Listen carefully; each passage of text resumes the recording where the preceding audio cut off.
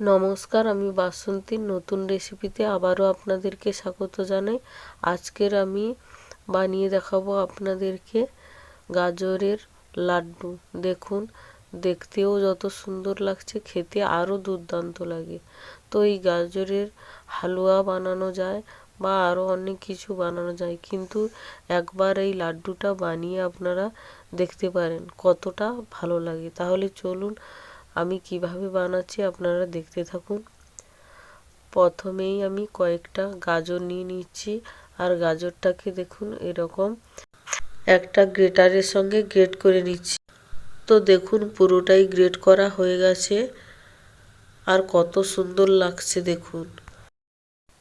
তো এখানে যে যতটা পরিমাণেরই নিয়ে গাজরটার লাড্ডু করতে পারেন, তো আমি এখানে 200 গ্রামের মতো গাজর নিয়েছি, আর কিছুটা শুকনো ড্রাই ফ্রুট নিয়ে নিয়েছি।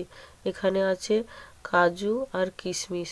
আমি ভেঙে নিয়েছি কাজুটাকে, আর কিশমিশটাকে ছোট ছোট টুকরো করে কেটে নিয়েছি। এরপর গ্যাসের মধ্যে কড়াটা বসিয়ে দিলাম। তো এরপর দিয়ে দিচ্ছি আমি 1 টেবিল চামচের মতো ঘি। ঘিটাকে এরকমভাবে খুন্তির সাহায্যে কড়াইতে দিয়ে গলিয়ে নিলাম। এরপর আমি দিয়ে দিচ্ছি সেই গ্রেট করে রাখা গাজরগুলোকে।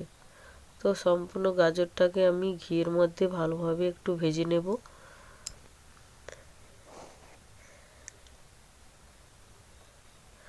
ঠিক এই রকম খুন্তির সাহায্যে নেড়ে নেড়ে গাজরটাকে একটু হালকা ঘিয়ের সঙ্গে ভেজে নিচ্ছি। তো দেখুন ঘিয়ের সঙ্গে ভালোভাবে ভাজা হয়ে গেছে। এই অবস্থায় আমি দিয়ে দিচ্ছি 500 গ্রামের মতো দুধ। দুধ দিয়ে আবারও ভালোভাবে নাড়াচাড়া করে নিচ্ছি। এরপর এই দুধের মধ্যে গাজরটাকে ভালোভাবে বেশ সিদ্ধ করে নিতে হবে, আর গাজরটাকে একেবারে মিহি করে চুললে হবে না, ঠিক এই রকমভাবে রাখতে হবে, তাহলে খেতে আরও দুর্দান্ত লাগে।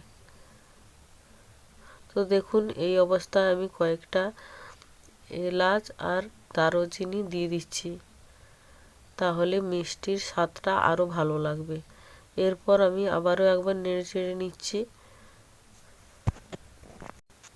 দেখুন হাই হিটে আমি গ্যাসটাকে রেখে দুধটাকে কতটা গাঢ় করে নিয়েছি, আর গাজরটাও প্রায় সেদ্ধ হয়ে গেছে। তো আবারও একটু ভালোভাবে নেড়ে চেড়ে নিচ্ছি।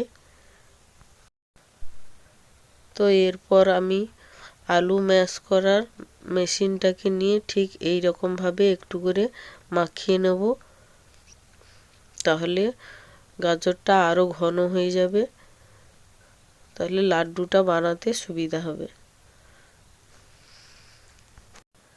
তো এরপর আমি খুন্তির সাহায্যে ভালোভাবে নেড়ে নিচ্ছি। দেখুন কতটা ঘন হয়ে গেছে। তো আরও ঘন করে নিতে হবে, দেখবেন কড়ার গা থেকে ছেড়ে আসবে, সেই সময় গ্যাসটাকে অফ করে দেব। এরপর মাঝে আমি একটু ফুড কালার দিয়ে দিয়েছি।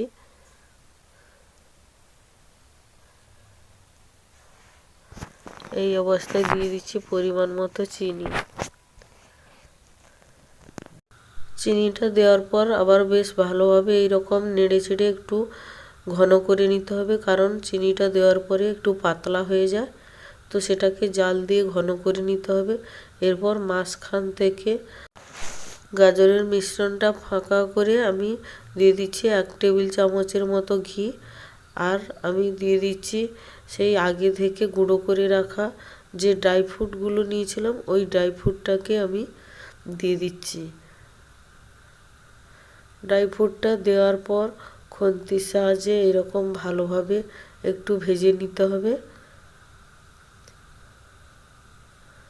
দেখুন বন্ধুরা ভাজা হয়ে গেছে। এরপর গাজরের মিশ্রণটার সঙ্গে আমি ভালোভাবে মিশিয়ে নিচ্ছি। এইরকমভাবে পুরো মিশ্রণটার সঙ্গেই আমি ঠিক ভালোভাবে এইরকম মাখিয়ে নেব। দিয়ে আবারও কিছু সময় জাল দিয়ে আমি একটা ঘন বেটার তৈরি করে নিয়েছি। এরপর নিয়ে নিচ্ছি জয়িত্রী। তো জয়িত্রীটা আপনারা দেখেই ফলটাকে চিনতে পারছেন। তো এটা শক্ত আবরণটাকে ভেঙে আমি সেই নরম দানাটা যে আছে ওটাকে বের করে গ্রেটারের সাহায্যে এরকম গ্রেট করে গুঁড়ো করে দিয়ে দিচ্ছি, কারণ এর যে সুগন্ধি একটা ব্যাপার আছে, এটা মিষ্টির মধ্যে দিলে খুবই দারুণ লাগে আর খেতে আরও টেস্টি হয়। তো দেওয়ার পরে আমি ভালোভাবে এরকমভাবে আবারও পুরো মিশ্রণটার সঙ্গে মিশিয়ে নিচ্ছি। তো এবার লাড্ডুটা বানানোর জন্য ঠিকঠাকই ব্যাটারটা আমি তৈরি করে নিয়েছি। এরপর একটা পাত্রে আমি নিয়ে নিচ্ছি ঠান্ডা করার জন্য। তো পুরোটাকেই আমি এরকমভাবে পাত্রের মধ্যে তুলে নেব। তো পুরোটাকে আমি পাত্রের মধ্যে তুলে নিয়ে ঠিক এইরকম ছোট ছোট করে লেচি নিয়ে আমি গোল করে নিচ্ছি। দেখুন আমি আগে থেকে কিছুটা বানিয়ে রেখেছিলাম আর সবগুলোকেই আমি ঠিক এই রকমভাবে বানিয়ে নেব। দেখুন দেখতে কত সুন্দর লাগছে, খেতেও ঠিক দুর্দান্ত লাগে। তো আপনারা এখন শীতকাল মানেই গাজর প্রচুর পাওয়া যায়, তো গাজর নিয়ে এসে বাড়িতে একবার এইরকম বানিয়ে ফেলুন, দেখবেন খেতে কত দুর্দান্ত লাগে। তো আমার এই রেসিপিটা যদি ভালো লেগে থাকে লাইক কমেন্ট শেয়ার করবেন এবং সাবস্ক্রাইব করে আমার পাশে থাকবেন। ভালো থাকবেন, সুস্থ থাকবেন। দেখা হচ্ছে আবারও কোনো এক রেসিপি নিয়ে। নমস্কার।